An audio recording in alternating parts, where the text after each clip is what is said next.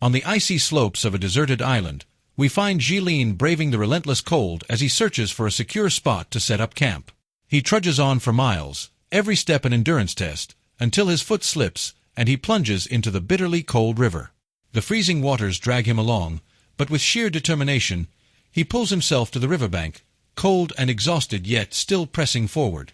Eventually, he collapses beside a large rock, gathering his strength. Hunger gnaws at him, so he picks a wild flower, eating it while his mind drifts back to the events that led him here. Flashback to a dimly lit prison cell where Jilin was once sentenced to life for the murder of 6 men. One day, he's summoned to meet the prison governor, who asks him a peculiar question. What do you dream of? He realizes he isn't alone. Many of his fellow inmates are being called in, each asked the same mysterious question. Moryak dreams of seeing the ocean, Yakut longs to witness the war against China, and Tolia dreams of monitoring the space station. Each answer reflects the men's deepest desires. But Jilin's response is left a mystery. Soon after, the governor announces that these men have been selected for transfer to a penal colony. With no idea of what awaits them, the prisoners are led onto a ship, where old prison hierarchies emerge. Obezian, always eager to dominate, claims a bed by murdering another inmate, instilling fear among the men. As the ship's hatch closes and the boat moves away from shore, a sense of panic spreads like wildfire. Fearful of abandonment at sea, tempers flare and fists fly. Jilin recalls a strange conversation he once had with Sipa back in prison. Sipa, troubled and often rambling, once talked about a purgatory-like place, a place for people like them. The voyage is tense, filled with anxious chatter and attempts to keep calm. But chaos erupts when a gang escapes their cell, looking for a missing member.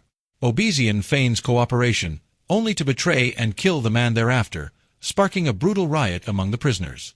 Amid the violence, Steri, an older inmate, prays silently, seemingly resigned. The guards finally intervene, quelling the brawl with sleeping gas and a warning shot.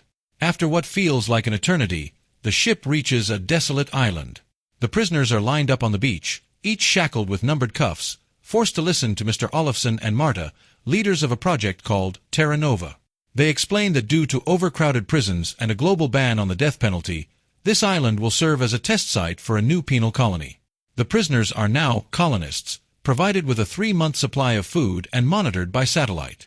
If they ever need to request supplies, they can reach a nearby buoy and press the red button. A green light means the request is approved, but that's only if they're deemed worthy of survival. Obezian isn't thrilled about the constant surveillance on the island, feeling trapped and defiant. In protest, he hurls a huge rock into the water, but the guards quickly respond, firing warning shots that force him to stand down. Marta, overseeing the project, clarifies that the buoys can also serve as an escape route. If any prisoner wants out, they just have to state their name and reason, and they'll be returned to prison. The buoys are placed far out at sea rather than on the beach, adding an extra challenge to make the decision weigh heavy before risking the journey. Before leaving, the guards toss a pile of keys onto the sand, each numbered to match the prisoner's handcuffs. It's a chaotic scene as the prisoners scramble for the keys, some even breaking into violent fights. Jilin and Sipa, keeping a low profile, watch the fray from a safe distance, patiently waiting to pick up keys discarded by others. Meanwhile, Steri stands back, observing as alliances start to form around the keys. A group, led by Ali, seizes control by arming themselves with weapons from the supply crates, attacking anyone trying to grab the keys. With brute force, Ali's gang takes command, outfitting themselves with jackets and boots. Ali even generously offers a jacket to Steri, but as he tries to pick someone to send out on a boat, the group turns on him and another violent clash erupts. In the chaos, Moryak ends Ali's reign with a single rock, and in the same frenzy, Obezian kills Steri. A few prisoners attempt to reach a buoy by boat, but tragedy strikes as they fall into the sea and drown. The remaining prisoners head to the warehouse, rationing out the supplies they find, and Obezian makes quick use of the tools to break his cuffs. Jilin, sensing the tension, packs his supplies quietly, grabbing a jacket as Sipa remarks that the food stash won't last 3 months. Deciding to survive on his own terms, Jilin slips away, hoping to find a path off the island and setting the stage for his journey from the beginning of the story. As he explores the island, Jilin stumbles upon a rocky spot sheltered from the snow, a safe haven. Sitting there, he pulls out a hidden picture of his family, their faces filling him with deep sorrow and resolve. He falls asleep clutching the image, but is soon jolted awake by squealing sounds. The supplies are infested with rodents, tearing through his food bag. When rain begins to pour, Jilin retreats under the rock formation, starting a fire for warmth and boiling water to drink. After the rain clears, he manages to catch a bird and roasts it over the fire, a small victory in his fight to survive. That's when Sipa reappears, joining Jilin by the fire and, slyly, trying to swipe his knife. Jilin catches him, but Sipa plays it off, offering a bit of salt he'd kept and suggesting they work together. Jilin accepts, and while Sipa gathers more wood, he spots Jilin's family photo pinned to the rocks. With a cheeky smile, he blows a kiss to Jilin's wife in the picture, adding a layer of mystery to his intentions. They share the bird, enjoying a rare moment of camaraderie in this harsh environment. After they finish eating, Sipa steps to the cliff's edge, gazing out over the sea. He confesses to Jilin that he often thinks about jumping but holds back, admitting he's simply too afraid. Sipa questions Jilin, pressing him on why he won't give in to death either. Jilin reveals it's because of his family. They're gone, and he longs to be buried beside them, something he can never achieve if he dies here on this island. The two fall asleep, but when Jilin awakens, he's horrified to find that Sipa has stolen his precious photo, using it for his own twisted amusement. Enraged, Jilin attacks Sipa, beating him mercilessly and pushing him off the cliff. However, Sipa's fall is halted by a hill below, sparing him a deadly drop. Despite their brutal fallout, they continue to explore the island together, driven by the need to survive. As they venture along the shoreline, Sipa is easily entertained by the odd bits of trash that wash ashore, while Jilin tries to catch fish, only to pull up an eerie, centipede-like creature that sends Sipa recoiling in horror. Wandering further, Jilin is startled to stumble upon the wreckage of a seaplane among the rocks. Climbing higher, he discovers the rest of the plane, igniting a small flicker of hope. Jilin, a former pilot, knows he could fly it, if only he had the manpower to move it. For now, they head back to their camp, but Jilin's mind races with possibilities. Back at their shelter, Jilin attempts to start a fire using matches he found at the warehouse. To their dismay, the matches release a toxic smoke that fills the air. Acting quickly, Jilin drags a barely conscious Sipa away from the fumes, shaking him awake, but Sipa's only response is incoherent mumbling. Realizing the deadly cold is closing in, they decide to return to the main camp to try and steal coal for warmth. Returning to the base, Jilin and Sipa witness the grim reality there. Obezian and his gang have taken control, ruling with a brutal routine. They even call Obezian governor, and he's established harsh rules. Prisoners outside the gang are confined to the barracks, allowed out only for short walks in a fenced area reminiscent of a real prison yard. Guards watch from the towers, shouting insults, while prisoners are forced to run back to the barracks. Those who lag behind are mercilessly killed and used as food. It's a survival game that grows more twisted by the day. Jilin and Sipa manage to reach the coal box and huddle around a faintly glowing fire, desperate for warmth. Exhausted, they drift into sleep, but soon Sipa awakens to the chilling sound of footsteps. Obezian's gang is coming, dragging their latest captive to be roasted. Panicked, Sipa hides behind a rock but soon realizes Jilin is still vulnerable and asleep near the fire. Risking it all, Sipa rushes out to save him, but Obezian's men catch both of them. Back at the base, Obezian decides their punishment for stealing supplies during their escape. Yakut, once an ally, reminds them of their loyalty during the ship fight, but Estenitz dismisses him with scorn. Yakut retaliates, sparking a violent clash, and he too is thrown into the barracks with Jilin and Sipa. Inside, they pace the confining space, waiting for nightfall. Estenitz calls for their return, and Jilin hangs back, only for Sipa to drag him back just in time. They're forced to watch as the last man to enter is captured, tied to a post, and begs for water before his inevitable fate. Sipa, moved by the man's suffering, brings him a cup of water for his last moments. As the exhausted group gathers before sleep, they discuss the possibility of rebellion. Doubts and fears swirl around them. Many are hesitant to risk the dangers of an uprising. But Shram, determined and undeterred, passionately argues that fighting back is their only hope. The next morning, Tolia proudly reveals to Obezianka a hidden trap he's rigged in his workshop to catch any sneaky thieves. It's a clever setup, one that shows just how cunning some of the prisoners have become in their fight for survival. When it's time for the group's daily walk, Estenitz tries to round them up, eager to start his game, where only the fastest survive. But today, only 2 men follow his orders and run. The rest of the group stands defiantly, with Yakut throwing a rock to silence Estonet's taunts. Taking advantage of this tension, Jeline approaches Obezian with a bold offer. If Obezian allows them to use the buoy to request food, Jeline will reveal the location of a plane he found on the island. Intrigued, Obezian accepts the deal and opens the gate. Jeline, Tolia, and 2 other men board the boat and set out for the buoy. Meanwhile, back on shore, Obezian begins questioning his gang about Jeline's past. To his surprise, he learns Jeline was once a pilot, sent to prison after a tragic accident in which his family perished in a plane crash.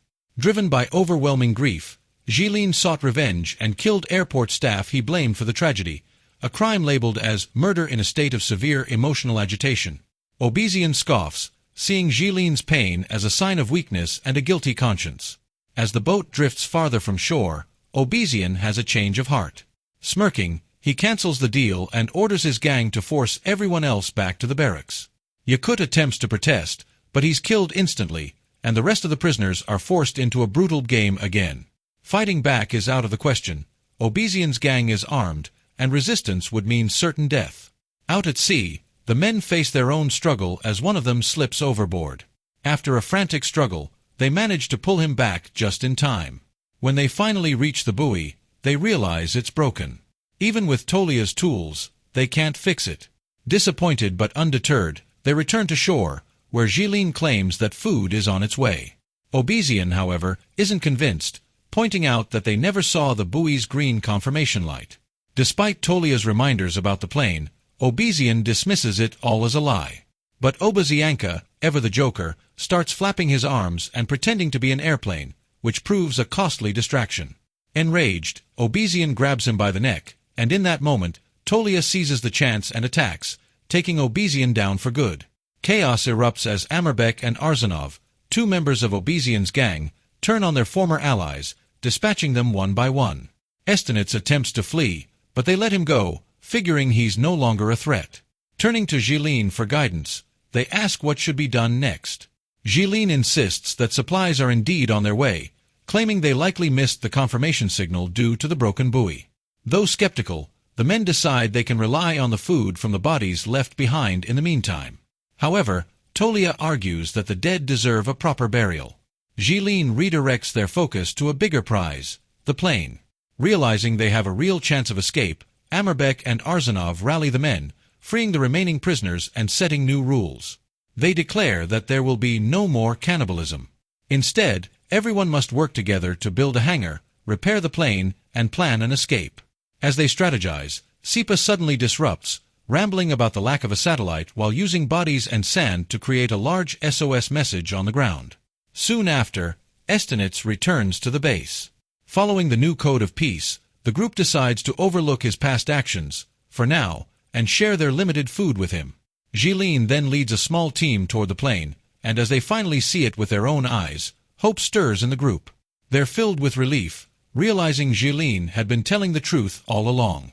With a plan in motion, the group meticulously disassembles the seaplane piece by piece, carefully transporting each part back to the hidden hangar at base. Days pass, tension building, until Marta finally arrives on the island with a squad of heavily armed guards. They blanket the area with gas, keeping most of the men at bay, but Marta allows Jeline to approach, giving him a moment to discuss their supplies request. Marta's curiosity spikes as she reviews the list, particularly at the mention of fuel. Jeline casually explains it's meant for the generators, which, though wind-powered, are nearly useless during the unforgiving polar nights. But in truth, the fuel is for the seaplane, their ticket to escape. Taking a chance, Jeline questions Marta about Sipa's SOS signal. Marta scoffs, revealing that their satellite operates on infrared. It picks up heat signatures, not messages. She adds, however, that their satellite did detect people far from the base recently, a move she finds suspicious. Thinking fast, Jeline covers it up by saying they were fishing, a lie that falls flat when she reminds him there's no fish in these icy waters. Thinking quickly, he claims they've been eating the island's strange centipede-like creatures. Her disgust is obvious. Marta continues with pointed questions, including one about the colony's current population count, which Jeline finds odd. Shouldn't they know from the satellite? Suspicion growing, he tells her there are only 87 survivors, most of whom are ill, though no one wishes to return to prison. Just as he's about to leave, Marta informs him that he's allowed one personal request. Thinking fast, he hands her a few sheets of paper with a request for improved supplies for the group.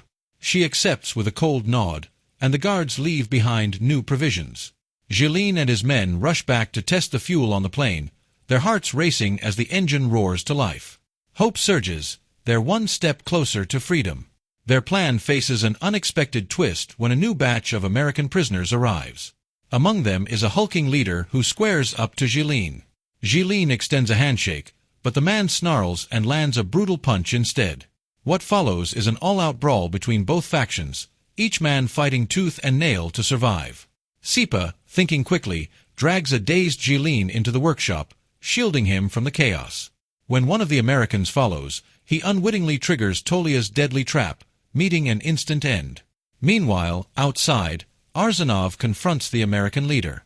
The giant overpowers him, prepared to land a fatal blow, until Amerbek leaps in, ending the American's life in one swift move. Amidst the violent clashes, buildings catch fire, sending a plume of smoke spiraling into the sky. From afar, the project overseers watch the mayhem unfold. Marta, realizing the colony is beyond control, initiates Code Naked Island. In a cold, calculated decision, a fleet of guards descends upon the island, mowing down survivors with ruthless efficiency.